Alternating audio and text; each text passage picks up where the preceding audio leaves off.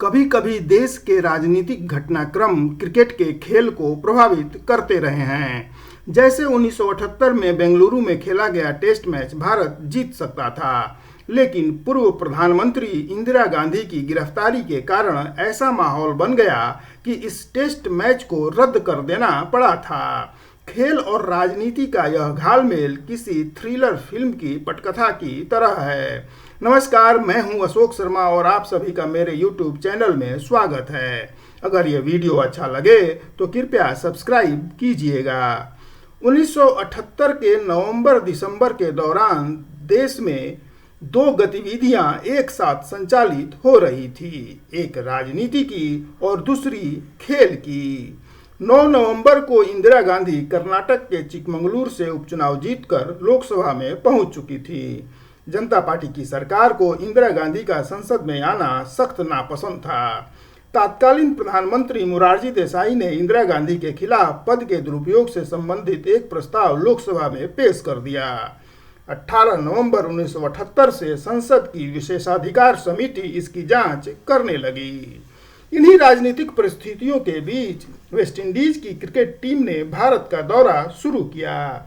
नवंबर 1978 में एल्विन कालीचरण की टीम भारत के दौरे पर पहुंची। 1 दिसंबर से 6 दिसंबर तक पहला टेस्ट मैच मुंबई में खेला गया, जो ड्रॉ रहा। इस टेस्ट मैच में भारत के कप्तान सुनील गावस्कर ने 205 रन बनाए थे। दूसरा टेस्ट मैच 15 से 20 दिसंबर के बीच बेंगलुरु के चिन्नास्वामी स्टेडियम में खेला जाना था। 1977 के लोकसभा चुनाव में इंदिरा गांधी की करारी हार हुई थी। वे खुद लोकसभा का चुनाव हार गई थी। केंद्र में जनता पार्टी की सरकार बनी थी, लेकिन इंदिरा गांधी की इस हार के बावजूद दक्षिण भारत में कांग्रेस का दबदबा बना हुआ था। मार्च 1978 के कर्नाटक विधानसभा चुनाव में कांग्रेस की जीत हुई थी।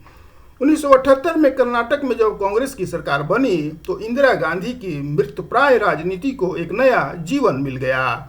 वे नवंबर 1978 में चिकमंगलुरु से लोकसभा का चुनाव जीतकर संसद में पहुंची, लेकिन जनता पार्टी की सरकार इमरजेंसी में किए गए राजनीतिक अत्याचार के आधार पर इंदिरा गांधी को दंडित करना चाहती थी।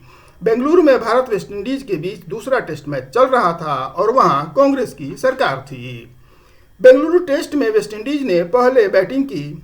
फाउथ बैकस के 96 और कप्तान एल्विन कालीचरण के 71 रनों की बदौलत वेस्टइंडीज ने 437 रन का स्कोर खड़ा किया।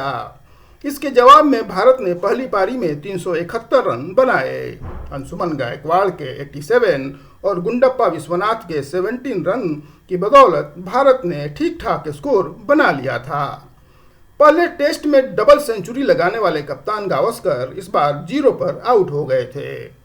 15, 16 और 17 दिसंबर को खेल हुआ। 18 दिसंबर को आराम का दिन था।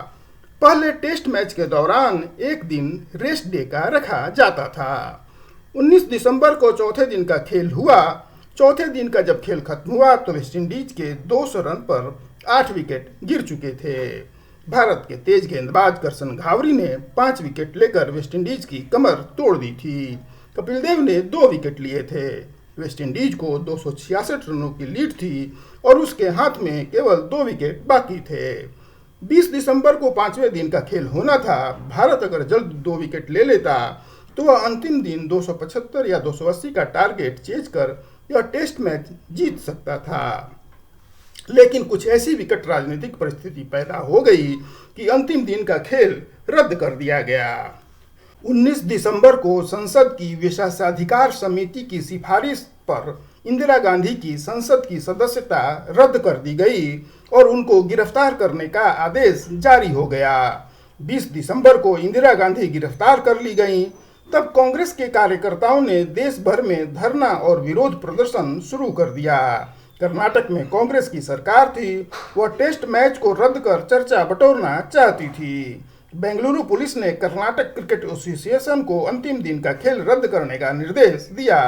भारत जीत के कगार पर था, लेकिन राजनीतिक कारणों से यह टेस्ट मैच रद्द कर दिया गया था। आज बस इतना ही। मुझे दीजिए इजाजत। नमस्कार।